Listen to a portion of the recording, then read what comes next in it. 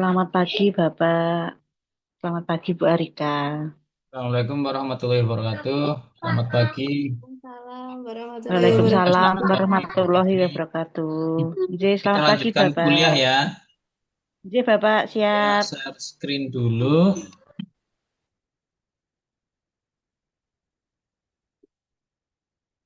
Apakah sudah terlihat di monitor? Sampun, Bapak. Sudah. Mbak, Oke, kita akan melanjutkan kuliah ya. Judul utamanya kan menembus jurnal internasional bereputasi, strategi, tantangan, dan solusinya. Kita masuk ke bab keempat, strategi publikasi.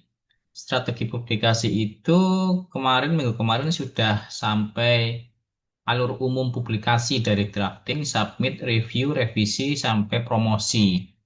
Nah, sekarang kita akan masuk ke bagian eh, ini ya, bagian menjadi reviewer.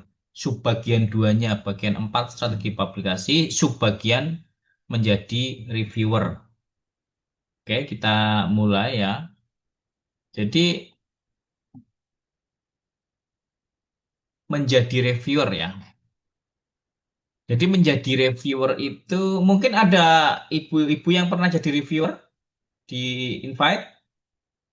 Belum, Pak. belum Belum Mbak. pernah. Nanti kalau udah menulis jurnal, sudah ada namanya di Scopus atau di Scholar, biasanya ya akan dikirimi paper untuk menjadi reviewer. Jadi kita memahami dulu ya basicnya menjadi reviewer itu gimana sih dan apa sih keuntungannya menjadi reviewer gitu kan. Pertama itu tugas reviewer itu kan juga nanti keuntungannya juga membangun relasi akademik lah ya. Jadi menjadi reviewer itu kan untuk berkontribusi, kita berkontribusi untuk menjaga kualitas publikasi ilmiah. Namanya peer review kan, jurnal-jurnal yang peer review. Artinya jurnal-jurnal itu direview oleh peer, ya, kolega. Tapi ada yang single, ada yang double, ya. Rata-rata ya single dan double blind. Single dan double double blind itu kayaknya sudah saya sudah saya jelaskan ya kemarin ya. Nah, jadi tujuan utamanya itu kita berkontribusi untuk menjaga kualitas publikasi. Jadi paper yang sudah dikirimkan oleh si author kemudian masuk ke editor, editor akan menyeleksi siapa ya reviewer yang tepat. Tapi biasanya reviewer itu juga diusulkan oleh author nanti di OJS-nya, di sistemnya itu ada pilihan reviewernya siapa gitu. Jadi Bapak Ibu sendiri yang harus mencari reviewer yang sebidang dengan risetnya. Kalau sudah, tapi apakah reviewer yang kita usulkan itu pasti mereview paper kita? Enggak tahu. Bisa jadi si jurnal itu punya stok reviewer sendiri. Tapi kalau tidak punya stok, ya stok itu maksudnya apakah reviewernya cocok dengan topiknya gitu kan? Karena harus harus idealnya kan reviewer itu punya kecocokan penelitian sama gitu ya. Oke. Kemudian reviewer juga mengevaluasi metodologi, data, dan apakah naskah itu berkontribusi. Apa risetnya itu hanya riset ulangan aja gitu kan? Apakah risetnya punya novelty? Apakah ada riset gap yang perlu dibahas di paper itu? Nah, reviewer itu kita ingin mengkritisi si paper itu. Nah, kemudian pahami standar penilaian dan etika peer review. Mereview itu harus rahasia. Misalnya Bapak Ibu nggak sengaja nge-review papernya temen gitu kan, kenal gitu kan orangnya. Ya udah nggak usah ngomong. Tapi ini yang sering terjadi di dunia akademis itu gini. Author itu milih reviewer itu berdasarkan dia udah kenal gitu orang ini gitu kan. Terus dia masukkan sebagai reviewer. Nah, editornya setuju. Editornya akhirnya memberikan papernya ke reviewer tersebut. Tapi jangan salah Bapak Ibu. Paper Bapak Ibu yang direview biasanya single blind kan. Kalau single blind itu kan reviewernya tahu siapa yang menulis, tapi si penulis tidak tahu siapa reviewernya. Nah, biasanya kalau saya sendiri pribadi, kalau saya menerima paper yang kenal orangnya, itu bukan kenal sih, tahu aja gitu kan. Ini orang Indonesia gitu kan. Itu kadang-kadang kita punya sifat emosional yang beda ketika mereview. Maksudnya apa? Kita mau mereview asal-asalan ya nggak enak gitu kan. Kita mereview terlalu kritis juga nggak enak gitu kan. Yang jelas saya sendiri agak malu kalau misalnya review saya nggak kritis. Walaupun nggak kritis banget ya. Karena apa? Dikira nggak kerja kan? Dikira nggak kerja sebagai reviewer, ya kan? Nah, makanya kalau Bapak Ibu sebagai author itu memilih reviewer, sebaiknya yang nggak dikenal aja. Karena kalau dikenal pasti beliau-beliau ini biasanya akan menjaga kualitas reviewnya. Karena kalau asal-asalan nanti nggak enak juga loh. Ini kok reviewnya asal-asalan ya review paper saya gitu kan. Kan pandang seperti itu gitu, ada perasaan seperti itu. Nah, akhirnya malah papernya reject gitu kan. Ada juga kayak gitu. Nah, kemudian ketika kita mereview, kita sebenarnya sedang membangun relasi akademik dengan si editor. Nah, editor ini kan peneliti juga. Jadi kita kenal. Jadi saya masih ingat, saya itu kalau Bapak Ibu cek di Science Direct ya, di sciencedirect.com ini saya tak tunjukkan. Kalau Bapak Ibu cek di Science Direct,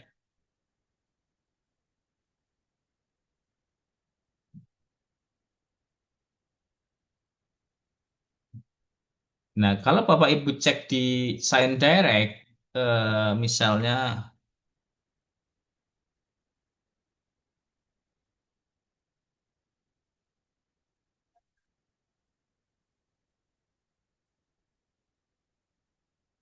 nah Case Studies in Thermal Engineering. Saya itu punya 13 paper Bapak Ibu di sini. Case Studies of Thermal Engineering itu Q1, Elsevier, Scopus ya. Nah, ya walaupun ada beberapa yang bukan first author ya, tapi yang first author juga banyak di sini. Kenapa saya banyak di sini? Kebetulan saya itu kenal dengan editornya. Jadi karena sering mereview case studies of thermal engineering, ya kan? Karena sering mereview, jadi akhirnya apa? Jadi akhirnya ya mungkin ketika saya submit paper gitu ya. Ketika saya submit paper, itu editornya karena sudah saya tahu saya sudah lama menjadi reviewer di situ, kecenderungannya itu accept gitu atau revisi atau paper saya bisa diterima nggak reject gitu. Jadi kita karena saya sudah membangun relasi dengan baik dengan editornya. Jadi seperti itu. Bahkan kalau ada kesempatan misalnya gitu ya, ada dana penelitian gitu kan, kita bisa ke luar negeri itu conference dan sebagainya. Kita bisa mampir gitu loh. Cari editor-editor jurnal di suatu negeri. Dulu saya waktu di Hong Kong, ini kan editornya orang Hong Kong. Case studies itu saya bilang saya mau visit ke labnya dia gitu kan. Jadi saya email gitu kan. Saya pengen visit. Ya tujuan saya membangun relasi aja. Karena dia editor jurnal top gitu kan. Saya ingin kunjungan. Nah terus karena saya kebetulan ada acara di Hong Kong gitu kan. Nah, kebetulan akhirnya dia boleh, oke, nanti kita ke tanggal sini jam segini kita ketemu di ruangan saya gitu kan. Oke, sudah saya persiapkan. Kan ini kan menimbulkan hubungan yang baik gitu. Jadi ketika saya submit paper lagi, beliaunya juga apa namanya eh oke gitu kan. Jadi seperti itu. Nah, kalau sudah ada kalau kalau Bapak Ibu punya relasi akademik dengan editor, kan kemudian Bapak Ibu juga reviewer single blind, Bapak Ibu tahu penelitinya siapa, kan bisa meningkatkan reputasi untuk kolaborasi gitu. Nah, itulah enaknya menjadi reviewer. Jadi kita punya chance untuk membangun relasi akademik. Kemudian, jadi ya Jadi menjadi reviewer juga kita ikut menjaga mutu dan integritas publikasi ilmiah ya, melalui penyaringan awal. Karena reviewer ini kan sebagai pintu pertama. Ya memang editor lah sebagai pintu pertama untuk menjaga kualitas editor. Tapi kalau editornya sibuk, ya banyak paper yang masuk, biasanya dia diserahkan ke reviewer langsung gitu kan. Jadi ya reviewer tugasnya menjaga mutu supaya paper yang paper itu ketika lolos ke jurnal itu memang paper yang bermutu. Jadi itu tugas kita. Jadi menyaring awal naskah gitu kan. Terus kemudian ya banyak juga mengevaluasi keaslian data, analisis, relevansi temuan gitu kan. Tadi masih sama.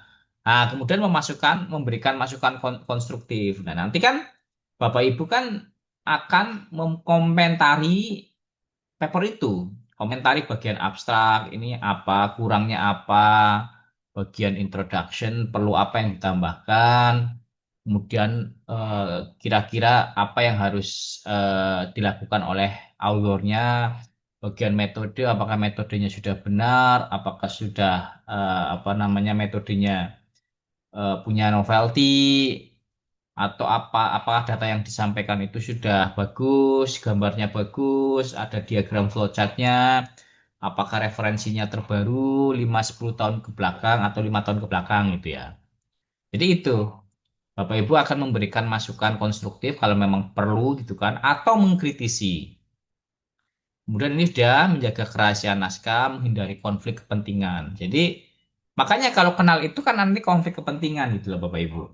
Sebaiknya memang nggak kenal gitu kan. Kalau Bapak Ibu kenal siapa autornya, nanti Bapak Ibu kan akan sedikit berbeda dalam memberikan oh, komentar konstruktif atau apa namanya kritikan kan akan berbeda. Nah, kemudian sebagai reviewer juga kita kan diberi batas waktu. Biasanya seminggu, ya kalau seminggu enggak ya, biasanya kalau nggak salah sih 20 hari minimal. Maksimalnya ada yang 40 hari. Jadi ada batasnya. Kalau nanti Bapak Ibu melebihi batas, biasanya di-cancel. Ya kan? Biasanya di-cancel. Nanti ada email bahwa karena sudah deadline-nya sudah selesai, maka apa namanya di-cancel. Jadi kita harus mematuhi batas waktunya gitu. Kemudian membangun literatur ilmiah berkualitas ya. Oke, kita lanjutkan. Ini masih sama ya.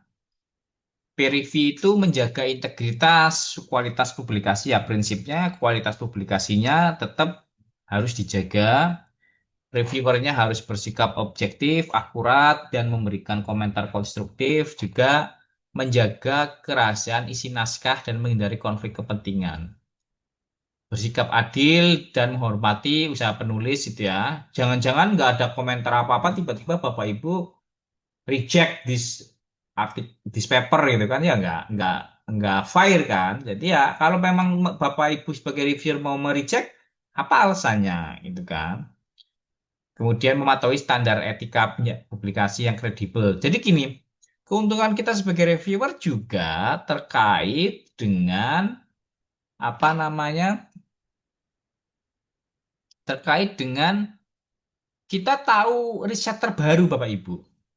Jadi kita dapat spoiler istilahnya. Kita dapat spoiler riset-riset terbaru yang sedang dilakukan oleh peneliti dunia. Nah, ini kan sebagai ide kita. Karena risetnya baru, aku akan niru riset ini, tapi mungkin populasinya akan saya ambil populasi Indonesia itu misalnya. Jadi Bapak Ibu punya spoiler, punya informasi yang terbaru, riset-riset yang sedang apa hangat gitu. Itu keuntungan reviewer ya.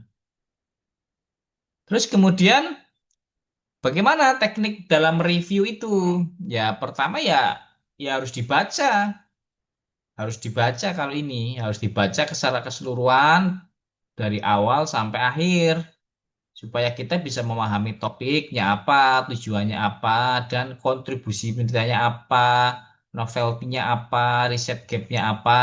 Nah, Kemudian evaluasi tiap bagian naskah secara sistematik, judul abstrak, pendahuluan, metodologi, hasil, dan pembahasan serta kesimpulan. Jadi nanti Bapak Ibu penyusun pertanyaannya juga secara sistematis. Maksudnya nomor satu ya bagian judul dan abstrak apakah benar. Nanti misalnya di judul dan abstrak ada 5 pertanyaan ya itu nanti diadu aja di per bab aja bagian judul dan abstrak apa pertanyaannya.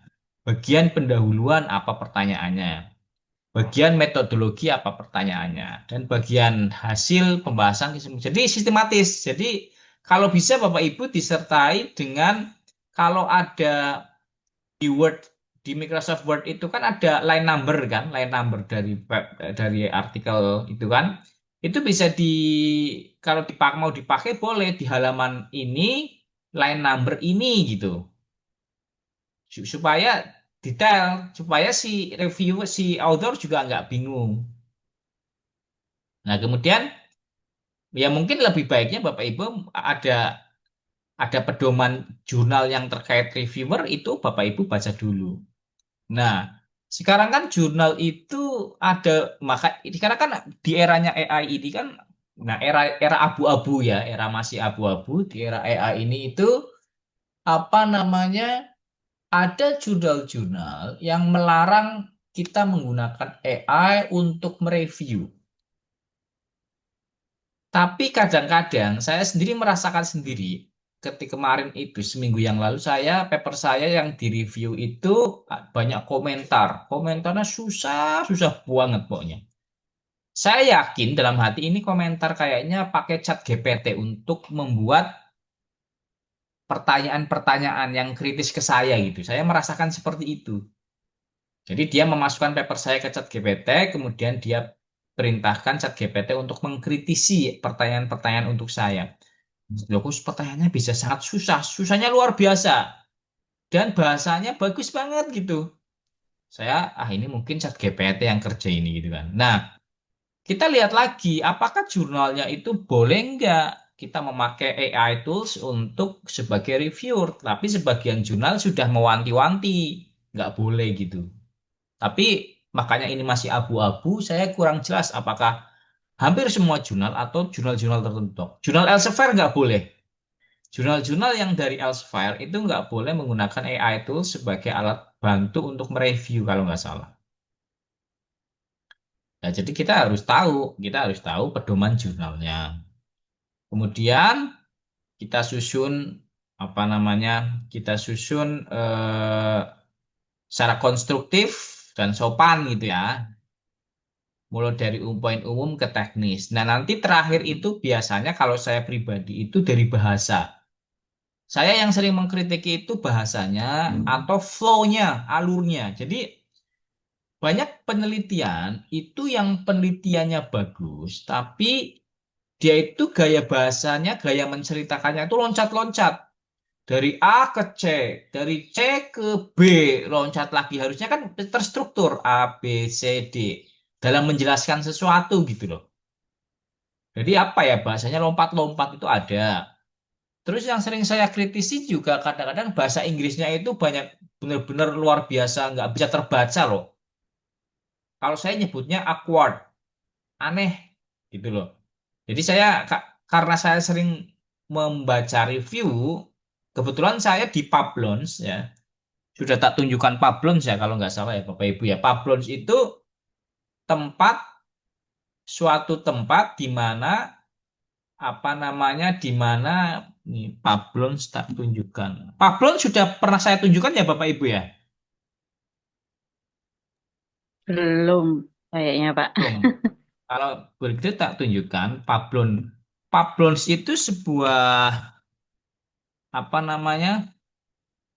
Sebuah website ya, sebuah website yang digunakan untuk melihat seberapa banyak kita sudah mereview sebuah paper.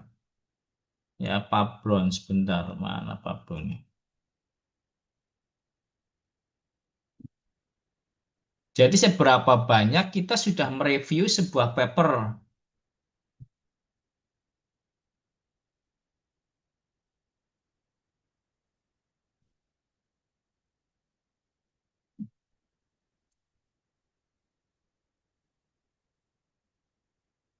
Passwordnya apa? Agak lupa saya ini ya passwordnya.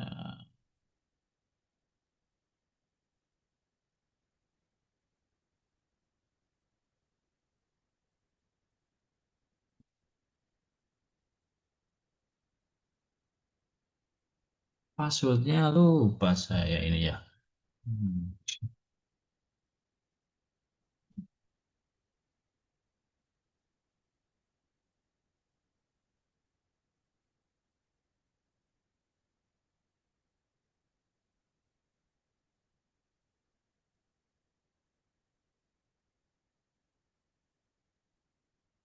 Coba saya forget password dulu ya.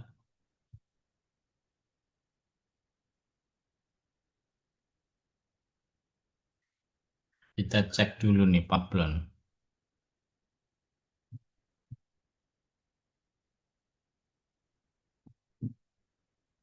Jadi nanti kalau di Pablon itu ada kelihatan Bapak Ibu itu selama ini sudah melakukan review berapa paper. Paper. Nah, sebentar kita reset password dulu.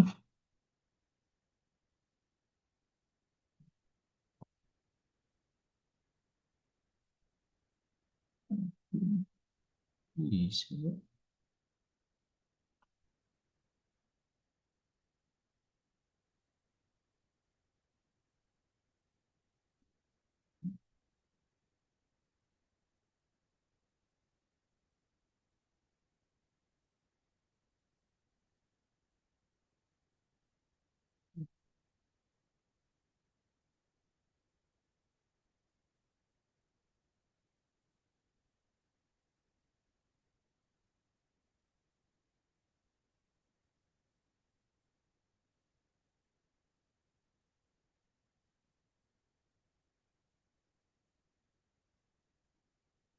Nah, kita bisa login ya di Pablons ini nanti kelihatan ini di profile apa ya, di Mariset profile.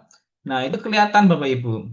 Jadi eh, ini Bapak Ibu, saya sudah mereview 283 paper. Jadi nanti ada ininya apa namanya badge-nya kan, bintang satu excellent reviewer gitu kan. Nah, jadi lah, Pak, apa kita dapat sesuatu dari ini ya? Nggak dapat apa-apa sih, cuman hanya dapat penghargaan kayak gini aja. Kemudian dapat juga kalau di Elsevier itu ya, ini kan Pablons itu kan punyanya Web of Science, ya. Ada juga Reviewer Hub, Reviewer Hub. Ini hubnya reviewer untuk jurnal-jurnal yang dipublish oleh Elsevier. Nah, di Reviewer Hub nanti itu ada informasinya. Ada informasinya paper apa. Nah, Bapak Ibu bisa lihat ini sudah masuk ke Reviewer Hub ya kan. Nah, ini lihat jurnal-jurnal apa yang sudah saya review di sini. Tapi ini khusus untuk jurnal-jurnal yang dipublish oleh Elsevier. Kalau Web of Science itu kayaknya jurnal-jurnal semuanya, karyanya nggak salah, Scopus pokoknya. Nah, di sini Bapak Ibu bisa lihat reward, nah, sertifikatnya. Jadi banyak sertifikat-sertifikat kayak gini nih. Jadi dapat sertifikat, nah sertifikat kayak gini. Jadi dapat sertifikat Review Journal of Science Engineering Journal gitu misalnya. Nah saya di sini banyak sekali, jadi banyak sekali tuh udah mereview beberapa artikel sini. Karena setiap hari kayak saya pasti menerima, ya memang jadi repot sendiri Bapak Ibu. Tapi apa fungsinya Pak reviewer sebagai reviewer Pak? Ya tadi fungsinya tadi, tapi fungsi tambahannya kalau di UNS ya dulu dulu ya, sekarang saya nggak tahu, nggak update. Kalau dulu itu setiap kita mereview satu paper itu dapat 750.000 remunerasinya dari UNS. Nah, kemudian apa namanya? Kalau apa mau maju ke jabatan fungsional juga ini ada fungsinya sebagai syarat tambahan Bapak Ibu. Pernah mereview di jurnal bereputasi gitu. Itu aja sih kalau kalau di Indonesia khususnya ya. Nah, kita lanjutkan ya. Kemudian,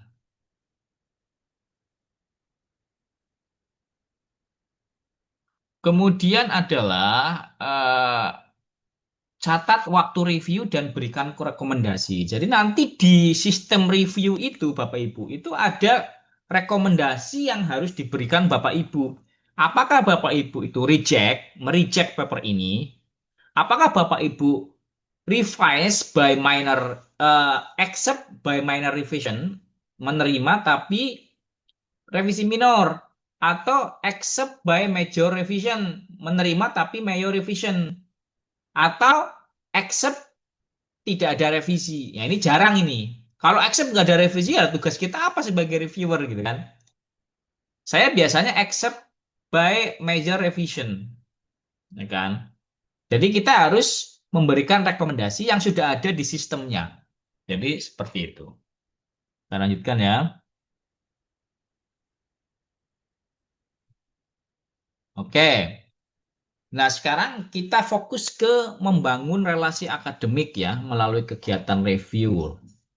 Nah, reviewer yang aktif itu nanti dikenal oleh editor, ya kan? Dikenal oleh editor, dikenal oleh sesama reviewer dan komunitas ilmiah. Nah, ini apa akhirnya?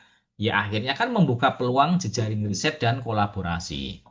Kalau di dunia dosen itu kan ada dana-dana penelitian kolaborasi internasional namanya kemarin itu ITOP, Bapak Ibu. ITOP ini adalah skema pendanaan penelitian, tetapi penelitinya itu harus memiliki kolaborator dari luar negeri yang universitasnya rankingnya di bawah sampai 100. Nah, saya kebetulan dapat karena saya berkolaborasi dengan Tokyo University. Tokyo University kan ranking bagus ya. Di Asia aja ranking 2 atau 3 gitu kan. Itu ranking dunianya di bawah 100 kalau nggak salah sekitar 50-an Tokyo University. Nah, karena saya punya kolaborasi dengan Tokyo ya akhirnya dapat dana penelitian sekitar kalau nggak salah itu 150 juta per tahun kan 2 tahun gitu kan. Kan lumayan Bapak Ibu dapat penelitian. Nah, itu fungsinya. Kemudian, review berkualitas akan meningkatkan reputasi akademik dan peluang undangan review atau bergabung dengan dewan editor. Saya kan editor juga di beberapa jurnal Scopus ya, karena saya sering mereview. Lah nanti apalagi untungnya jadi editor? Ya untungnya jadi editor ya kita punya spoiler riset-riset yang dikirimkan oleh author, apa saja sih yang lagi hangat gitu kan. Tapi ya keuntungan finansial nggak ada. Keuntungan ya paling keuntungan secara CV kan, meningkatkan CV kita di mata orang lain kan, kurikulum vitae kita. Nah, kemudian ini udah dibahas kita nih, aktivitas review memberikan akses awal ke perkembangan terbaru bidang keahlian dan memperkuat kemampuan menulis ilmiah. Karena kita sering baca paper ya, saya kan setiap hari baca paper itu kan, jadi jadi paham gitu kan, jadi paham oh risetnya ya riset seperti ini. Misalnya saya reviewer bidang panas bumi, ya membangun relasi dengan komunitas energi terbarukan melalui review dan undangan editorial. Nah, kemudian review itu kita tunjukkan dokumen review platform seperti Pablon dan Orchid. Nah, ini nanti kita tunjukkan Orchid. Orchid itu seperti apa? Orchid ya seperti Pablon sih. Orchid.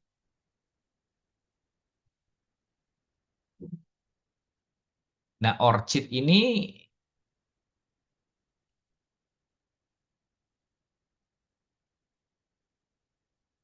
no, bukan ini Orchid ini Orchid.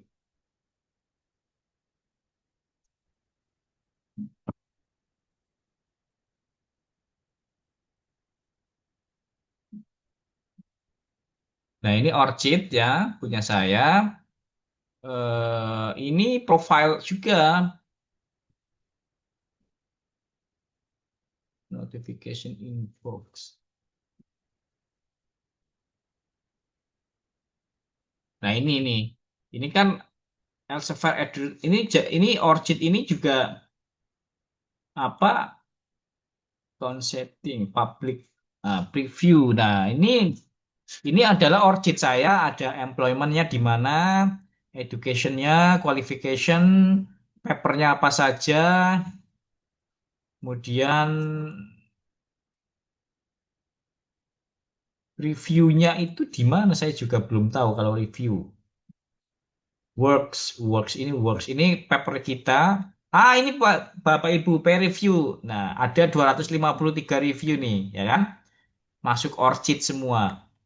Nah, orang yang baca akhirnya kan orang baca ini kan terbuka. Bapak Ibu bisa lihat ini. Masukkan aja nomornya ORCID, number. Nah, ini kan terbuka. Jadi orang lain tahu kita sudah mereview di mana saja. Ya, jadi seperti itu. Jadi profile. Keuntungannya ya tadi keuntungannya seperti itu gitu. Oke. Kemudian dokumentasi platform ya. Jadi dokumentasi platform seperti Pablons, Orchid memperkuat profil profesional ya. Memperluas CV kita, memperluas profil kita di mata orang lain gitu kan. Nah, koneksi diperluas melalui seminar, workshop atau membuka peluang kolaborasi.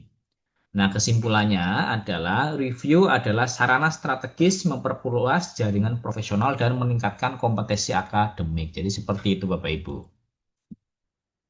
Nah, kemudian bagaimana sih langkah menjadi reviewer? Nah, pertama adalah Bapak Ibu bangun dulu rekam jejak akademik ya dengan aktif publikasi di jurnal bereputasi sesuai bidang keahliannya. Kalau sudah nanti biasanya di-invite. Buat profilnya lengkap di Orchid, ResearchGate, Pablons. Biar apa? Biar tahu orang-orang ada Bapak Ibu itu. Ya kan? Kemudian kalau mau ya Bapak Ibu hubungi editor jurnalnya. Langsung sertakan CV dan daftar publikasi. Barangkali editor itu berkenan untuk mengirimkan paper untuk direview. Nah, terus kemudian ikuti konferensi ilmiah dan bangun jejaring. Pakai kartu nama gitu ya kalau pas ikut conference. Tingkatkan kompetensi pelatihan atau workshop. Bapak Ibu juga bisa, Bapak Ibu ya, kalau pengen mereview, masuk ke sini, ke Elsevier ini, Reviewer Hub. Nah, masuk ke Reviewer Hub, terus Bapak Ibu masuk ke review, terus bukan review ya, invitation form coba.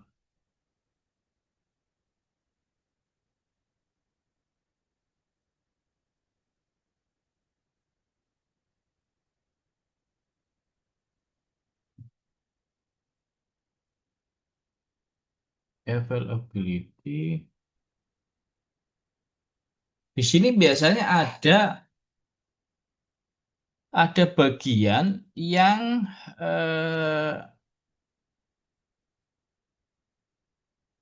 availability.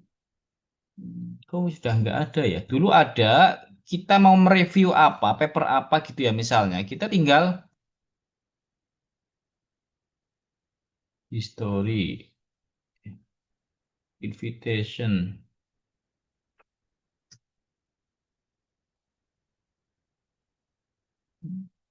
Sekarang nggak ada Bapak Ibu. Dulu kayaknya ada Bapak Ibu. Jadi kita bisa menjadi reviewer dengan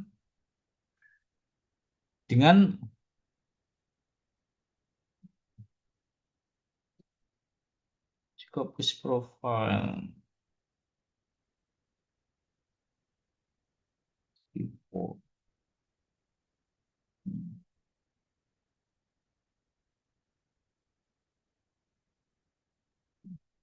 Iya Bapak Ibu, ini saya masih bingung ini. Ini berubah, ada yang berubah. Biasanya kita bisa minta review gitu Pak, Bapak Ibu. Kita bisa minta review. Sekarang sudah kok nggak ada, saya cari kok nggak ada ya ini ya.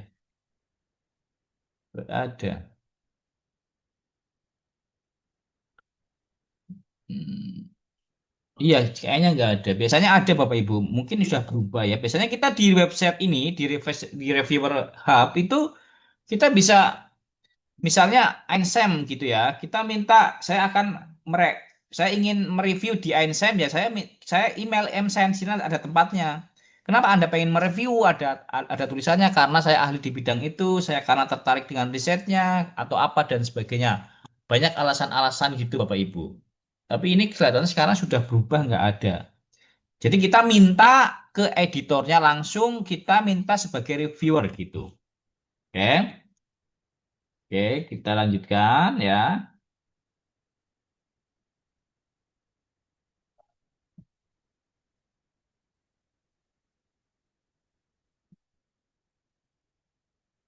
Nah, kemudian kolaborasi dengan peneliti. Nah, kita masuk ke bagian tiga. Tadi bagian menjadi reviewer kan. Sekarang kita masuk ke bagian kolaborasi dengan peneliti, editor. Bentuknya bisa join paper, maksudnya nulis paper bareng. Kemudian kita visit ke labnya.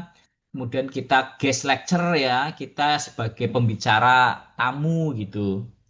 Jadi misalnya bentuk penulisan, jadi bentuk kolaborasi itu Bapak Ibu nulis paper bareng, Bapak Ibu punya paper. Dulu ya waktu saya mas kuliah S2 itu, saya pengen banget nulis bareng sama orang Jerman gitu. Saya email ke beliau, saya ingin nulis bareng, ini paper saya belum sempurna gitu. Tapi kelihatannya ditolak gitu. Kenapa ditolak? Karena ya waktu itu saya masih S2 dan saya juga tulisannya masih jelek banget. Saya baca juga aneh gitu kan.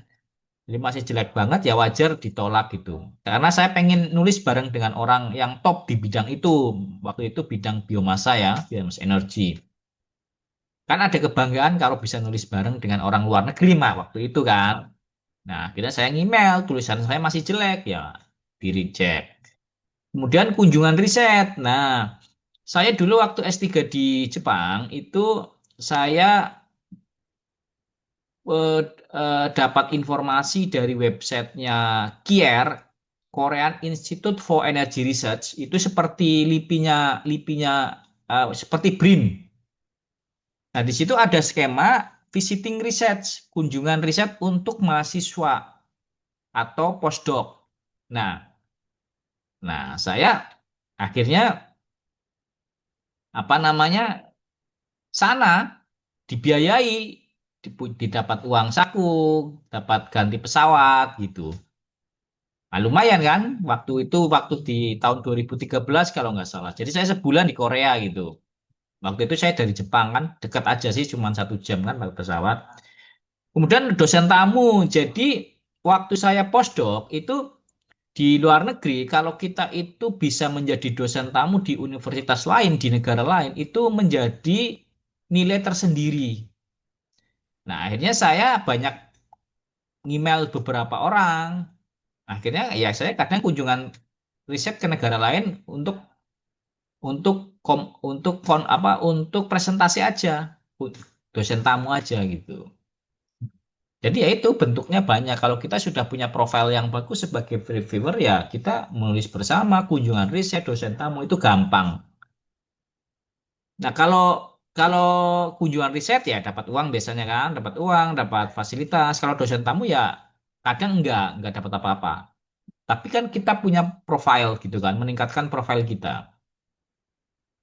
Nah, kemudian manfaatnya, ya manfaatnya kita itu semua yang memperluas jejaring kan. Jejaring itu kan sangat penting Bapak Ibu. Networking lah namanya. Kalau orang sudah kenal dengan orang itu kan kita enak kalau mau melakukan apa-apa. Misalnya gini, kalau saya mau visiting riset ke Jepang, mau visiting riset ke Malaysia, itu kan banyak teman-teman saya gitu kan.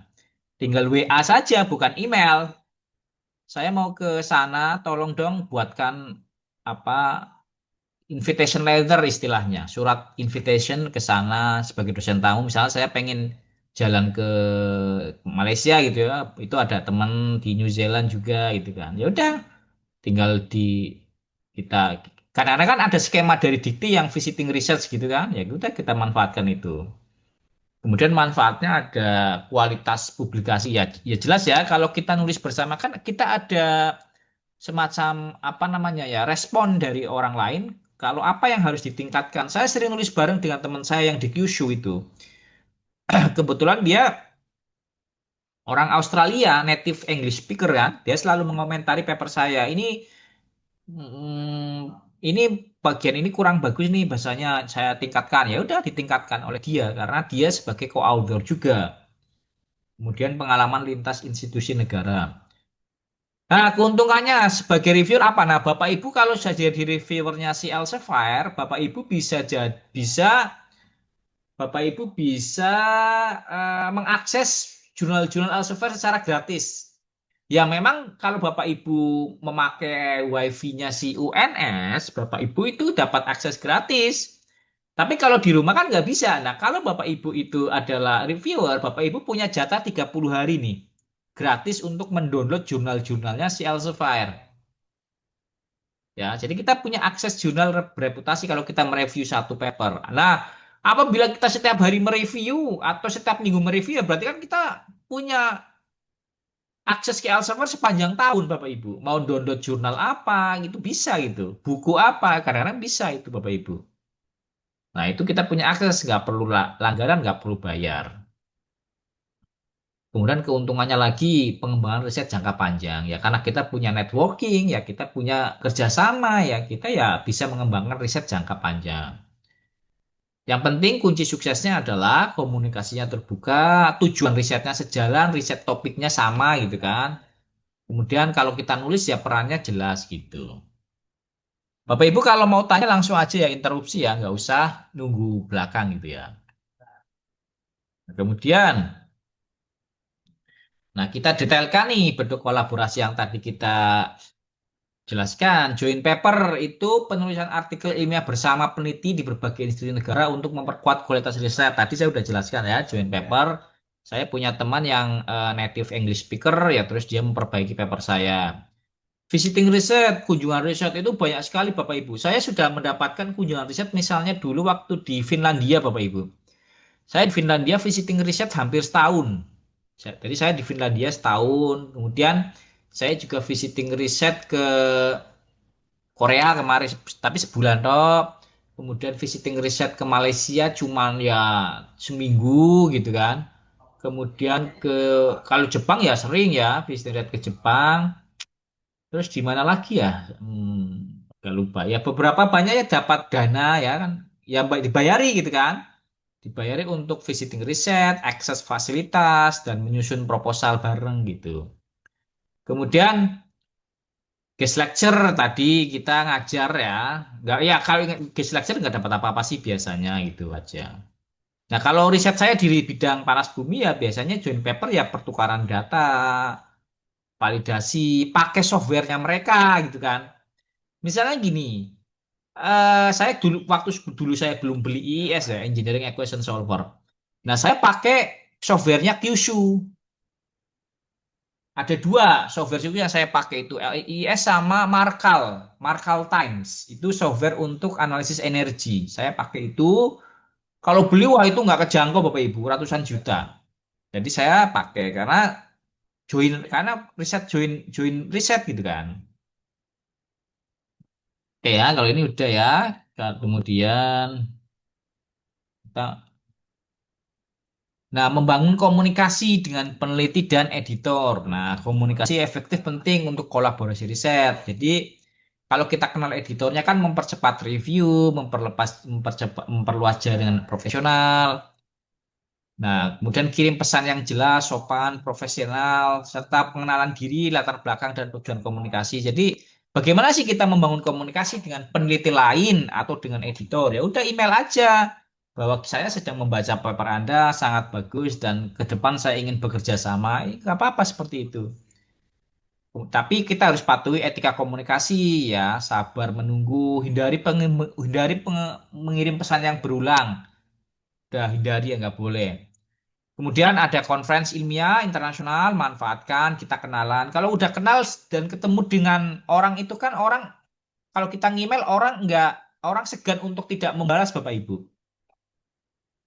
Kalau orang belum kenal gitu ngemail ya diajukan kan. Tapi kalau udah kenal kan ya udah membangun kolaborasi. Kita orang nggak akan, ya sama lah kita dalam kehidupan sehari-hari. Kalau kita sudah kenal orang, ya kita enak ya. Kalau udah kenal orang, kalau belum kenal email ya nggak dibales gitu kan.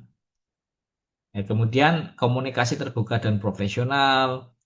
Nah, hubungan baik itu memperlancar proses submit, review. Jadi seperti itu Bapak Ibu. Jadi ya ayolah kita bangun komunikasi dengan peneliti lain, kita bangun komunikasi dengan editor, kita kolaborasi riset. Nanti untungnya banyak sekali. Untuk membangun komunikasi ya mungkin ya paling langkah yang paling simpel email email orangnya. bilang kita risetnya sama, tertarik dengan risetnya beliau gitu kan. Ya ke depan barangkali ada. Nah, kalau saya dulu gini, waktu saya masih S2 mau S3 itu ya saya banyak ngirim email untuk profesor-profesor karena saya ingin S3 kan waktu itu kan. Ya, saya waktu itu sudah ada paper beberapa gitu kan. Jadi saya email waktu itu saya email ke Jepang ke profesor saya namanya Pak Ruichi, Profesor Ruichi Itoi gitu ya. Jadi ya saya nama saya perkenalan, saya riset ini saya tertarik dengan geothermal dan ingin melanjutkan S3 gitu geothermal. Dibalas Bapak Ibu. Ya udah nanti intinya nanti akan saya rekomendasikan untuk kuliah S3. Akhirnya dapat juga beasiswanya. Ya, itu mulai dari strategi komunikasi gitu. Nah, kemudian strategi menulis joint paper ya. Kita anu dulu Bapak Ibu sebentar ya, saya ke apa namanya? Saya ke belakang dulu sebentar 5 menit dulu nanti kita lanjutkan menulis joint paper gitu.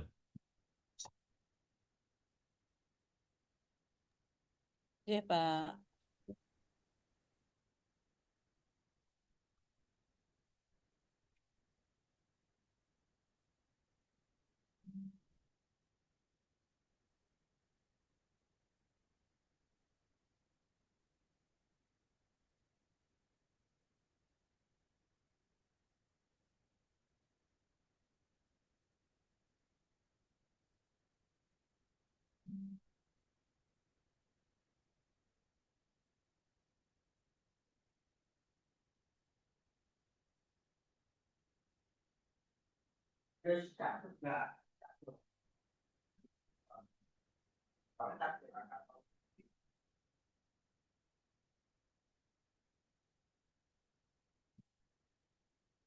Oke ya, kita lanjutkan ya. Jadi eh, strategi joint paper ya. Joint paper itu artinya apa? Artinya kita menulis paper bareng.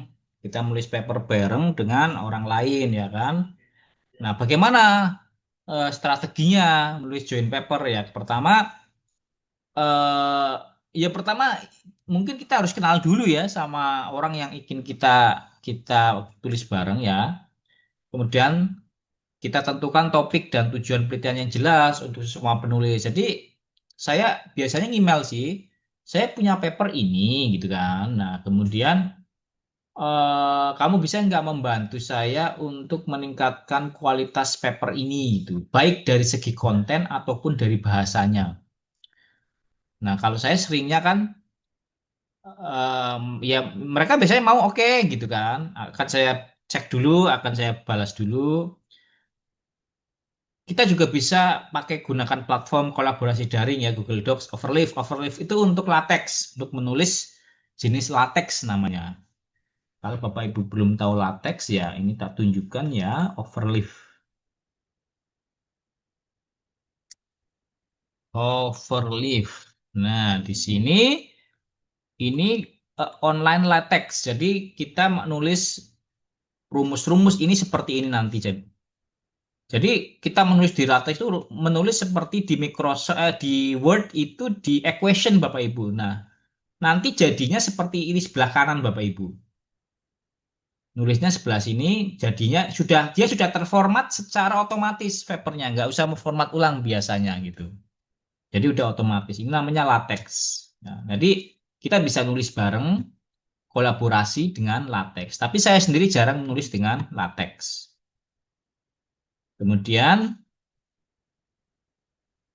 kalau saya sendiri ini saya enggak sesuai urutan ini ya Bapak Ibu. Kalau saya sendiri saya sudah nulis, kemudian saya kirim, saya minta pendapat, saya minta beliau untuk memperbaiki atau meningkatkan kualitas dari konten dan bahasa. Biasanya seperti itu Bapak Ibu.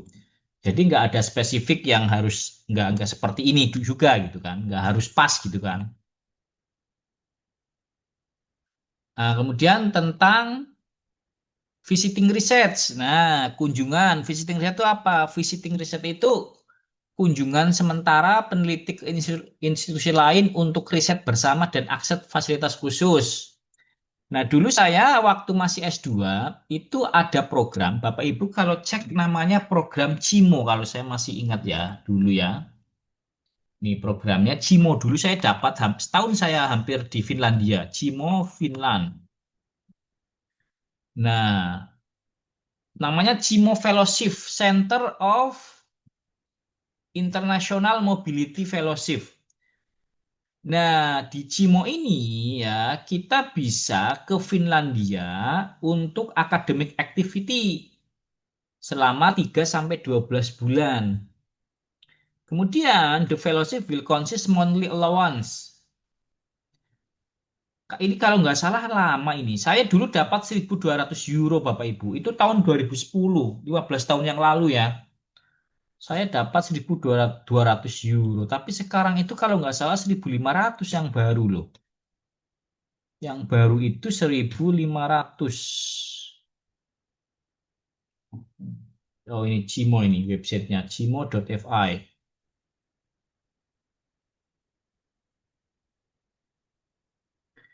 Cimo. Cimo mana Cimo?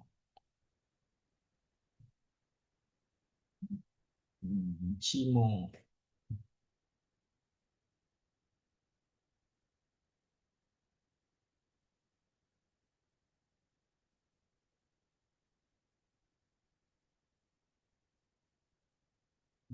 Nggak, nggak jelas ya. Coba kita cari lagi ya. Yang Cimo itu. Saya dapat Cimo tahun 2010. Iya, di sini masih 1.200. Kalau nggak salah sekarang sudah naik 1.500 euro per bulan. Ya cukup sih untuk biaya hidup dan untuk biaya hidup cukup ya. Bisa save separohnya lah ya. Bisa save separohnya lumayan dapat Cimo. Kemudian yang di Korea itu saya dapat 2.000 US dollar Bapak Ibu. 2.000 selama sebulan itu berapa? 30 juta ya. Itu dulu waktu di Korea itu kan. Apa tujuannya ya memfasilitasi pertukaran ide, metode, peluang kolaborasi gitu. Kalau saya di Finland setelah hampir setahun itu saya menulis paper. Tujuan saya ke sana, nulis paper bareng sama teman-teman dari Finland. Papernya itu kalau enggak salah yang sebentar. Papernya itu kalau enggak salah yang sebentar tak cek dulu. Paper pertama saya, paper kedua tuh ya. Pak Budi Scholar. Kalau enggak salah yang susah ya nyarinya itu berarti ya tahun-tahun 2010-an ya. Coba saya cek papernya itu tentang biomasa. Biomas 2000 bukan, bukan improve energy efficiency. Nah, ini juga Bapak Ibu, ini salah satu paper yang saya hasilkan dari proses visiting research Bapak Ibu. Kalau Bapak Ibu bisa lihat ini, tapi ini bukan tulisan saya bukan first author-nya ya. Ini Thomas Cole orang Jerman. Jadi dia nulis paper namanya Improve Primary Energy Efficient of the District Heating Network by Integration Communal Biomass Fire Combined Heat and Power Plant with Biomass Pyrolysis. Nah ini saya bantu dia waktu itu, waktu saya di Cimo, waktu saya di Finlandia. Saya bantu dia untuk membuatkan kode Aspen Plus-nya. Nah, ada namanya kode coding ya dengan Aspen Plus. Bukan coding sih Aspen Plus itu ya. Jadi ya semacam software untuk mensimulasikan energi. Ini saya dapat satu, saya sendiri juga nulis waktu itu. Saya sendiri juga nulis ya, tapi yang mana ya?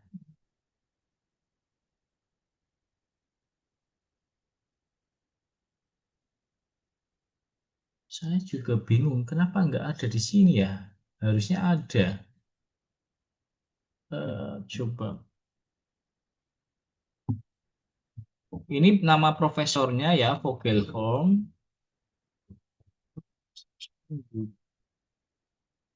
Ini profesor saya dulu, Vogelholm. Tapi kok, ini paper saya ini. Paper saya ini yang saya tulis waktu di sana, tapi kok nggak masuk ke itu ya? Nah, ini. Nugroho Agung Pambudi, Timo Karjohan. Jadi prediction of gas composition of Jatropha Kaslin oil cake in entrant flow reactor using Aspen Plus simulation software. Ya, jadi saya menggunakan Aspen Plus untuk mensimulasikan gas yang keluar dari jarak pagar. Dulu kan tahun 2010-an kan jarak pagar itu menjadi apa ya? Menjadi isu yang sangat besar Pak zamannya Pak SBY itu. Kita akan membangun jarak pagar walaupun gagal gitu ya. Nah, saya risetnya tentang jarak pagar itu. Nah, ini saya dapat satu paper ini sama dapat satu paper yang punyanya teman. Ini sebagai first author-nya. Hmm. Jadi itu yang waktu di Cimo, bentar. Ini berapa citasinya ya? Hmm.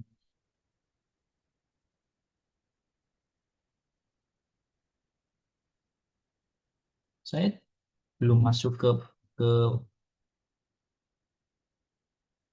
nah ini belum masuk ke oh dirujuk 5 kali tok ya, dirujuk 5 kali tok, nggak banyak gitu ya. Oke, jadi ini papernya Bapak Ibu yang saya terbitkan ya di International Journal of Sustainable Engineering. Oke, kemudian guest lecture, Bapak Ibu ngisi tamu. Saya beberapa kali ngisi tamu di universitas lain ya, berbagi pengetahuan, pengalaman, ya memperkuas wawasan dan sebagainya. Ini adalah visiting research dan guest lecture. Nah, kita lanjutkan ke ya masih sama lah ya, visiting research. Ya meningkatkan kualitas riset, membuat paper, dapat uang gitu ya, dan sebagainya. Kemudian dampak kolaborasi terhadap karir akademis ya.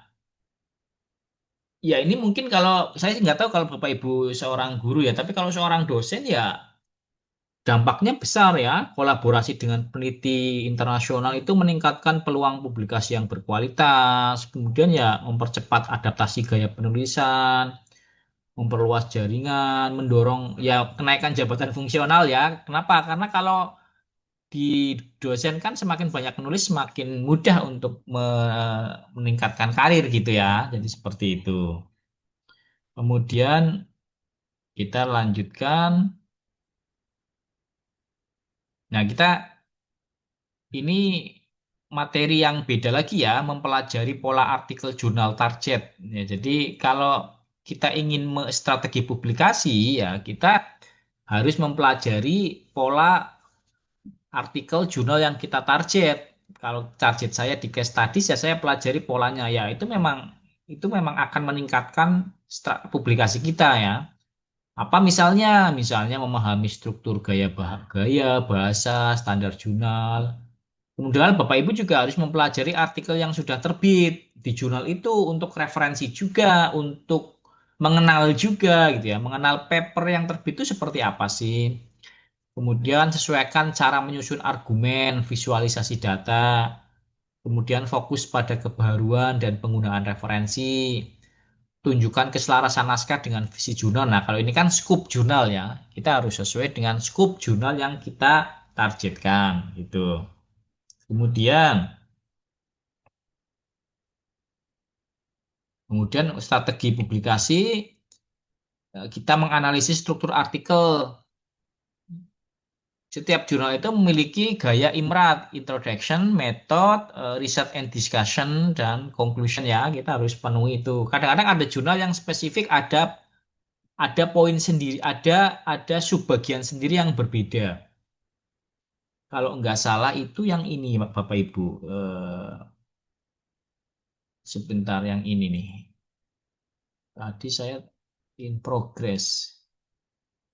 In progress. Nah, ini Energy Research and Social Science ya. Itu punya anu sendiri Bapak Ibu.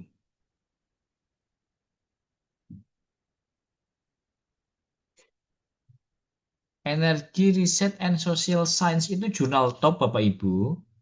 Nah, ini juga dia punya punya anu sendiri, punya apa namanya? punya, kita lihat dulu, kita buka satu paper dulu Bapak Ibu. Kita buka satu paper, kemudian di sini. Nah, ini Bapak Ibu, conclusion and implication.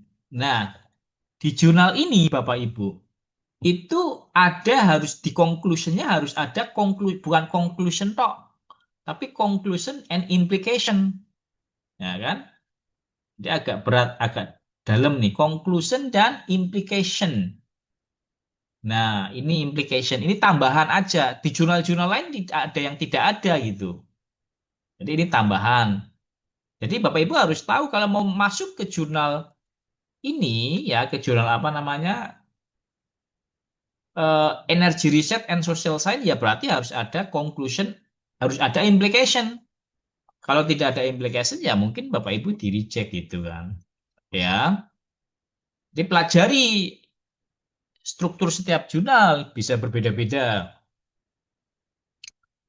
Kemudian ini penyusunan isi, perhatikan letak panjang. Panjang abstrak Bapak Ibu. Nah, saya kemarin itu paper saya direvisi karena panjangnya itu 250.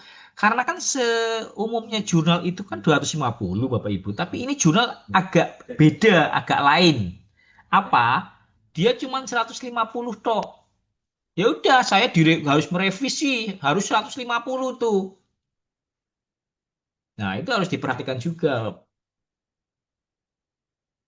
Kemudian format teknis ya, format teknis ya berarti templating lah, formattingnya sesuaikan referensi, tabel, gambar, catatan kaki, referensi. Referensinya Mendeley pakai APA atau pakai Harvard Styles dan sebagainya, banyak style-style. Nah, jadi seperti itu. Oke. Kemudian strategi publikasi, gaya bahasa dan kekuatan argumen. Gaya bahasanya gimana? Formal, lugas, objektif. Kemudian gunakan istilah teknis yang tepat dan konsisten, kalimat aktif dan struktur jelas, hindari bahasa ambigu dan retoris. Nah, yang jelas flow-nya itu enak dibaca, mengalir gitu loh. Setelah menjelaskan, misalnya gini, kan ada induktif, deduktif, atau deduktif, induktif kan. Kalau Bapak Ibu mau menjelaskan tentang energi panas bumi misalnya, di awal itu kan Bapak Ibu, ya Bapak Ibu boleh tergantung. Misalnya kalau saya sendiri senangnya, saya cerita dulu bagian apa namanya, bagian di paragraf pertamanya saya jelaskan tentang energi di dunia, situasinya saat ini gimana. Setelah menjelaskan energi di dunia, situasinya gimana, saya nanti menjelaskan tentang situasi di Indonesia gimana juga, apa kaitannya dengan situasi di dunia. Oh, ternyata di Indonesia itu situasinya kita masih pakai bahan bakar batu bara, tetapi kita punya potensi panas bumi yang sangat besar. Nah, setelah situasi di Indonesia kita jelaskan, paragraf berikutnya kita cerita. Geothermal itu punya potensi sekian dan hanya sekian yang diaplikasikan, sehingga masih banyak yang perlu dieksplor. Nah, setelah itu cerita riset gapnya apa dan sebagainya. Itu urutannya Bapak Ibu. Flow itu namanya kalau saya melihatnya. Nah, ini kekuatan argumen logika runtut gitu loh. Kalau data harus valid ya. Nah, kemudian literaturnya harus literatur relevan ya. Literaturnya harus terkini 5-10 tahun mendatang. Kalau saya sukanya 5 tahun ke belakang gitu. Nah, jadi seperti itu Bapak Ibu. Nah, kemudian perbandingan dengan studi sebelumnya. Ya, kan gini. Yang namanya state of the art itu kan adalah yang kemarin sudah saya jelaskan, itu kan kita cerita tentang edisi film yang ingin kita lihat, gitu kan? Edisi. Nah, kalau state of the art itu edisi sebelum-sebelumnya gitu. Edisi sebelum-sebelumnya. Kita ingin menulis film ini nih, film sekarang. Kita harus melihat edisi film itu sebelumnya. Nah, riset gapnya adalah alasan kita menulis yang sekarang ini. Jadi seperti itu. Kemarin sudah saya jelaskan di apa namanya, di speech saya ya di PGV kemarin ya, itu udah tak jelaskan state of the art dan riset gap. Nah, kemudian kutipan dan referensi ya kan. Ya ini kita harus tahu jurnal itu menerapkan gaya apa APA, IEEE, Chicago, Vancouver, Harvard Style. Stylenya berbeda-beda. Bapak Ibu tinggal pakai Zotero atau Mendeley. Saya biasanya pakai Mendeley. Ya, jadi kalau kita pakai Mendeley, nanti kita akan berubah-ubah style itu enak, Bapak Ibu. Nah, Mendeley ya, Bapak Ibu silakan. Kalau yang belum tahu Mendeley ya bisa pelajari ya Mendeley. Nah, ini biasanya bisa diinstal langsung di Chrome gitu, Bapak Ibu. Di ekstensinya Chrome nih, download for Windows gitu kan. Atau bukan bukan Chrome sih, tapi aplikasi sendiri. Jadi dia manajemen referensi, ya. Nanti kalau kita sudah pakai Mendeley, ketika kita berganti-ganti style dari APA ke IEEE, ya gampang, tinggal klik-klik-klik aja. Yang penting kita sudah punya pemilihan manajer referensi, ya, referensi manager. Oke ya, kita lanjutkan ya. Kemudian, penyajian data dan visualisasi ini sudah jelaskan juga ya di kemarin ya. Kemarin itu yang apa namanya? Misalnya flowchart ya, tak tunjukkan coba. Tak tunjukkan yang kemarin itu PGV ya, PGV. Misalnya,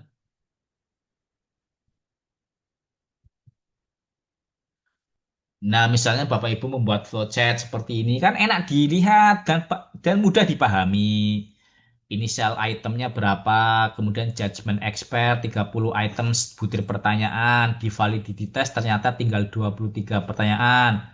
Di reliability test masih 23 pertanyaan, final itemnya 23. Item ini terdiri dari knowledge, perception, acceptance. Nah, knowledge ini terdiri dari beberapa pertanyaan Q1 sampai Q10. Perception dari Q11 sampai Q18, acceptance Q19 sampai Q23. Kemudian data collection, kemudian disappropriate Stravage samplingnya gitu ya. Kemudian kita dapatkan 334 student sebagai samplingnya. Nah, ini kan gambar yang enak dilihat gitu kan.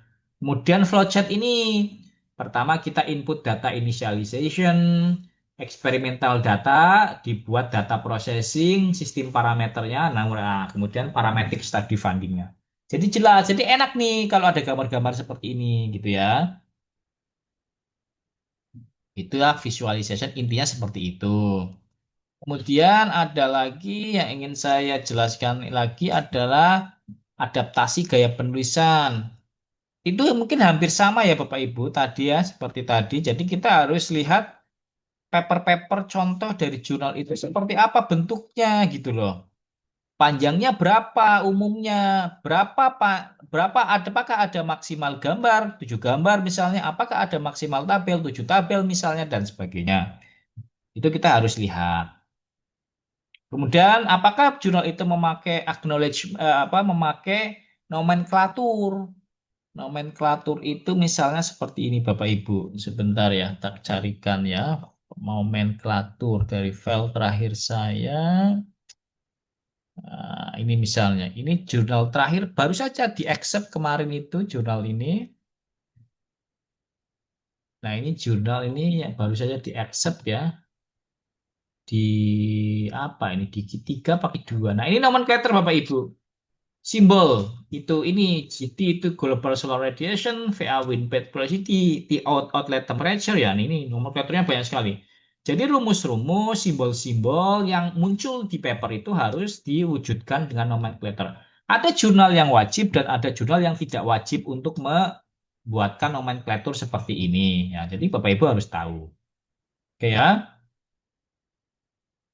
Kemudian kita harus menulis cover letter, ya kan? Cover letter itu kita tunjukkan. Cover letter, kita carikan cover letter dulu. Cover letter, sip, sebentar.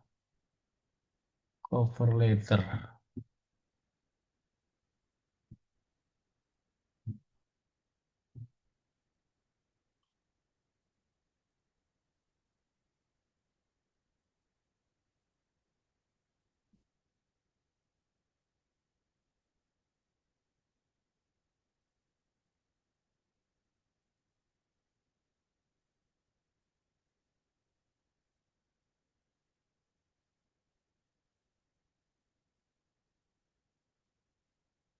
Cover letter itu, cover letternya nggak tak simpen cover letter ya.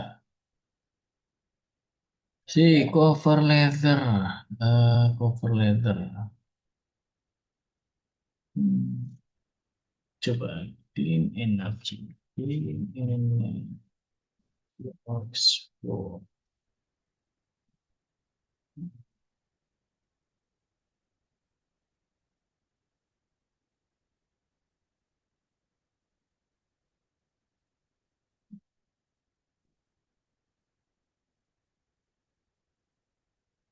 Hmm, Sebentar, Bapak Ibu, tak sign in dulu. Tak sign in dulu. Aduh. Hmm.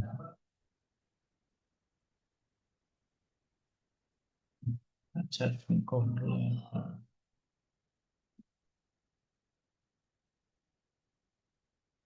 Ini cover letter. Cover letter misalnya seperti ini Bapak Ibu, cover letter. Cover letter itu adalah sebuah surat untuk editor yang menunjukkan bahwa kita lagi submit paper loh. Tuh, subjeknya manuscript submission.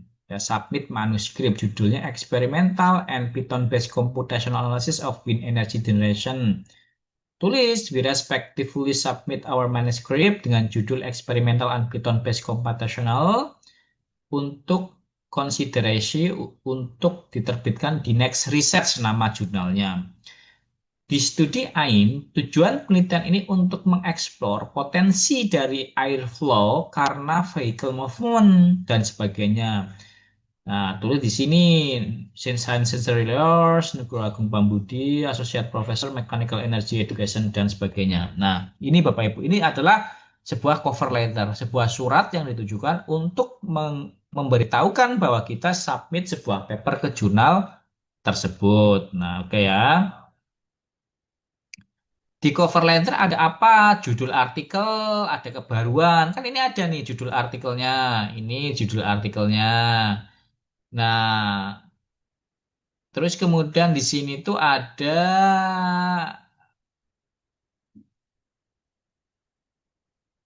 ya ini semacam novelty lah, belum ada yang melakukan riset ini gitu aja. Kemudian kontribusinya apa? Ini ada kontribusinya ini.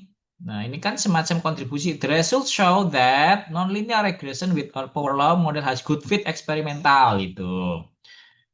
Kemudian kesesuaian dengan cakupan jurnal. Nah, kesesuaian dengan cakupan jurnal ini nggak ada sih nggak persis sama ya dengan yang itu. Tapi kalau eh, inilah for consideration full length article in next research ini mungkin ya kesesuaian lah dengan paper next research ya intinya ya. Gunakan bahasa profesional. Jadi cover letter itu ya baik untuk meningkatkan di editor supaya editor oh ini ada novelty-nya ini, risetnya tentang ini, oh yaudah ini saya masukkan. Jadi semakin baik cover letter, semakin chance kita untuk diteruskan ke reviewer ya, tidak di reject instantaneous rejection itu di reject di editor tidak. Jadi diteruskan ke si reviewer. Jadi seperti itu. Oke, kemudian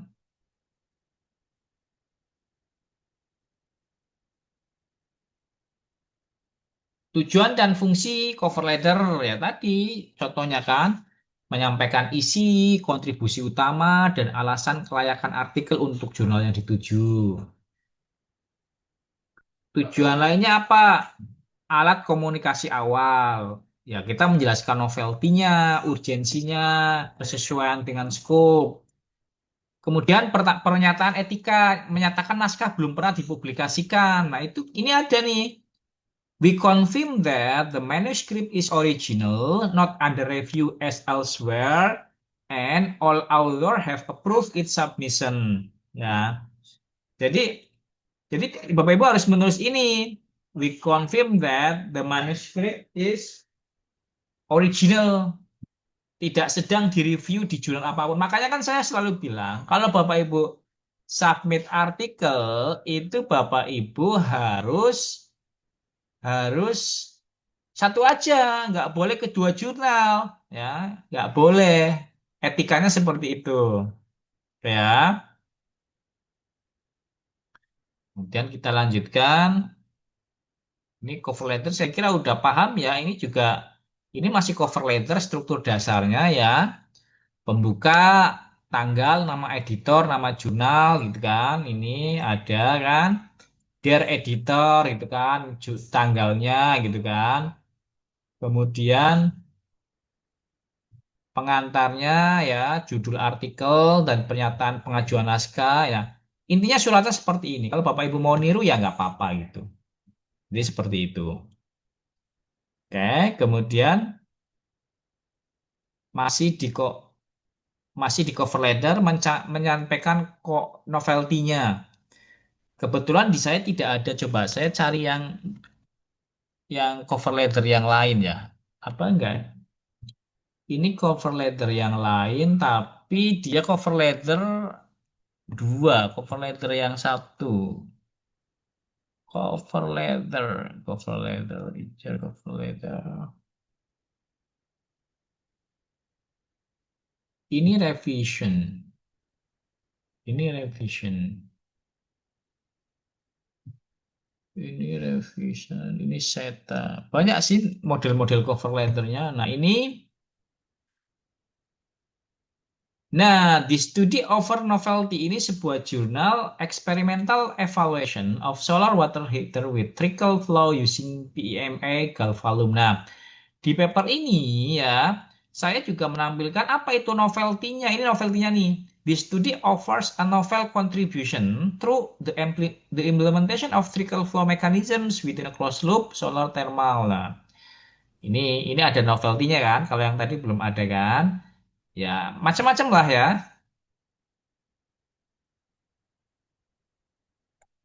Nah, kemudian jelaskan cover letter mengapa jurnal tersebut tepat untuk publikasi dan sebagainya. Kita lanjutkan. Kemudian, nah cover letter nggak usah bertele-tele Bapak Ibu ya.